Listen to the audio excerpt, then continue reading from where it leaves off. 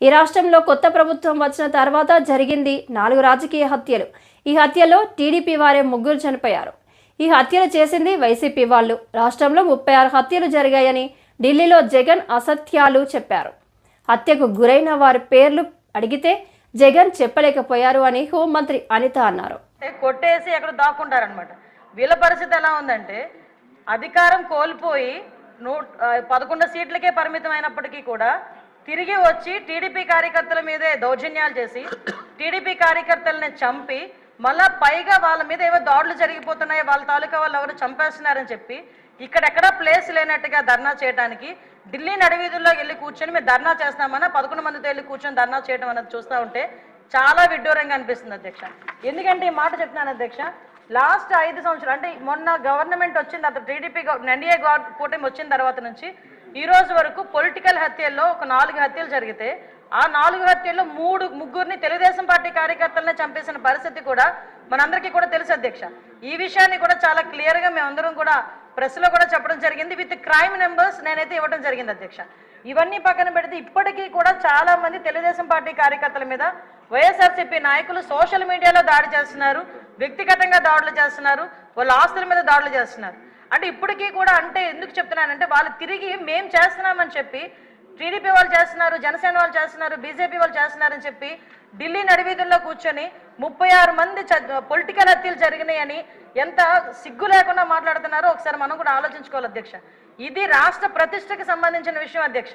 ఈరోజు 45 రోజుల్లోని ఒక ప్రతిపక్ష హోదా కూడా లేని ఒక ఎమ్మెల్యే, ఒక ప్రతిపక్ష సంబంధించిన ఎమ్మెల్యే ఢిల్లీ దగ్గరికి వెళ్ళి 36 హత్యలు రాజకీయ హత్యలు జరిగినాయి అంటే ఢిల్లీ మీడియా అడిగింది 36 మంది పేర్లు ఉన్నాయని అడిగితే కనీసం పేర్లు కూడా చెప్పడానికి ఇష్టపడక పేర్లు లేవు కాబట్టి చెప్పలేక పక్కకి వెళ్ళిపోయే పరిస్థితి.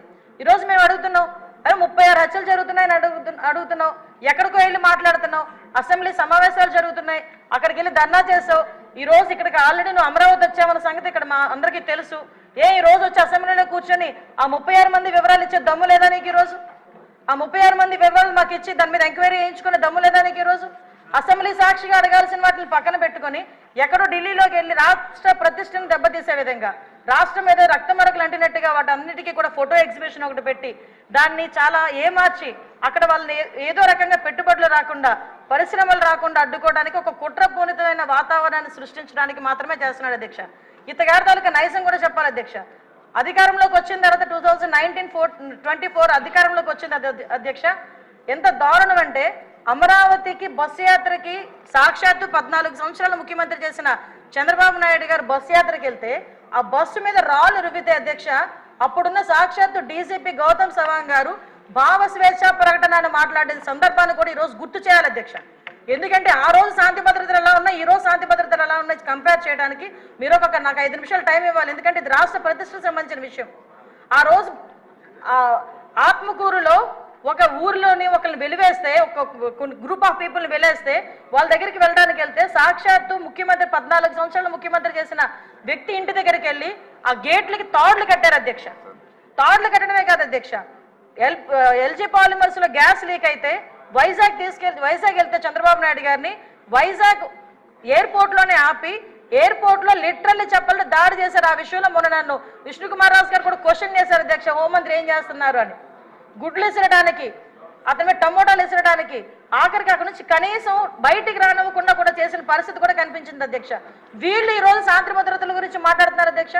ఇదే పవన్ కళ్యాణ్ గారు ఆ రోజు మన అమరావతి రైతుల గురించి అక్కడికి పాదయాత్ర కింద వెళ్తే ముళ్ళ కంచెలు అడ్డుగా వేశారు అధ్యక్ష.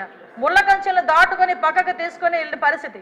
వైజాగ్ వెళ్తే వైజాగ్ రానివ్వకుండా నగర బహిష్కరణ చేశారు. యువగలం పాదయాత్ర నేను మచ్చుకు చెప్తున్నాను అధ్యక్ష, ఇవి చాలా మచ్చుకు చెప్తున్నా.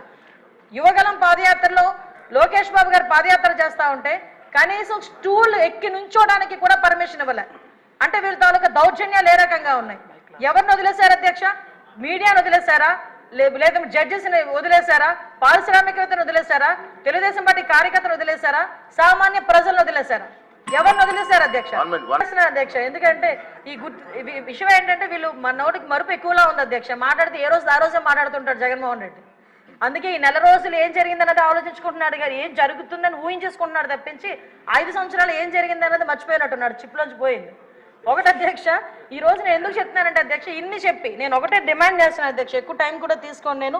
ఇటువంటి భయానక వాతావరణం సృష్టించే 5 సంవత్సరాలు ఇంట్లోంచి బయటికి రావడానికి కూడా భయపడి ప్రజల్ని భయభాంతులు చేసి వాళ్ళ భూముల్ని లాక్కొని ఓవరాల్గా చెప్పాలంటే నవ్వుని కూడా మర్చిపోయేటట్టుగా చేసే 5 సంవత్సరాలు ఈ రోజు ఈ 45 రోజుల్లో ఏదో ఉపద్రవం వచ్చేస్తుంది, రాష్ట్రపతి పాలన పెట్టేయండి అని చెప్పి తప్పుడు సమాచారాన్ని గవర్నర్ గారికి అదేవిధంగా ప్రధానమంత్రి గారికి రాష్ట్రపతి గారికి ఇవ్వడానికి తప్పుడు సమాచారంతో జంతర్ మంతర్ దగ్గర ధర్నా చేసేదంటే ఒకసారి నేను ఇక్కడ డిమాండ్ చేస్తున్నాను అధ్యక్ష.